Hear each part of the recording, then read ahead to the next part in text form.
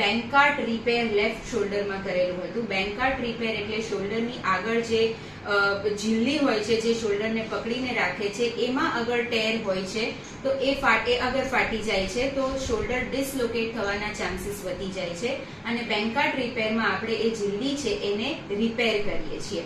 તો પહેલા 8 વર્ષ પહેલાની હિસ્ટ્રી તમે કહી દો અમને કે કઈ રીતે શોલ્ડર કેટલી વાર તમારો ડિસલોકેટ થયો હતો? જ્યારે હું ક્રિકેટ રમતો હતો ત્યારે મારો શોલ્ડર ડિસલોકેટ 3-4 વાર થયો હતો. પછી બાવરા મેં ડોક્ટરને બતાવ્યું, પછી મેં 21 દિવસનો પાટો આપ્યો હતો. પછી 21 દિવસ પછી પાટો છોડી દીધો, પાછો શોલ્ડર ડિસલોકેટ થઈ ગયો. એટલે જનરલી બેન્કાર્ટ રિપેર, બેન્કાર્ટ લીઝન હોય છે એ સ્પોર્ટ્સ પર્સનમાં મોસ્ટ કોમનલી જોવા મળે છે. બોલિંગ કરતી વખતે, બેટિંગ કરતી વખતે એ ટાઈપની જે એક્ટિવિટીઝ હોય છે, ફોર્સફુલ શોલ્ડર એક્ટિવિટીઝ, એ ટાઈમે બેન્કાર્ટ લીઝન થવાના ચાન્સીસ વધારે હોય છે. ઓકે, તો પછી તમે શું કર્યું? પછી ત્યાં સ્થાનિક ડોક્ટરે મને પ્રથમેશ જૈન સાહેબ જોડે કીધું કે ત્યાં જઈને મળો એમને. તો મેં પછી મળવા આવ્યા તો અમે અઠવાડિયાની અંદર તો ઓપરેશન કરાવી દીધું હતું. એટલે તમે અમારા બેસિકલી સૌથી જૂના અને ફર્સ્ટ પેશન્ટની કેટેગરીમાં આવો એવું કહી શકાય. ઓકે, પછી તમે શું કરાયું? પછી ઓપરેશન કરાયા પછી મારે 21 દિવસ સુધીનો સાહેબે પાટો આપ્યો હતો. પછી ટાંકાને એવું તોડાઈ દીધું.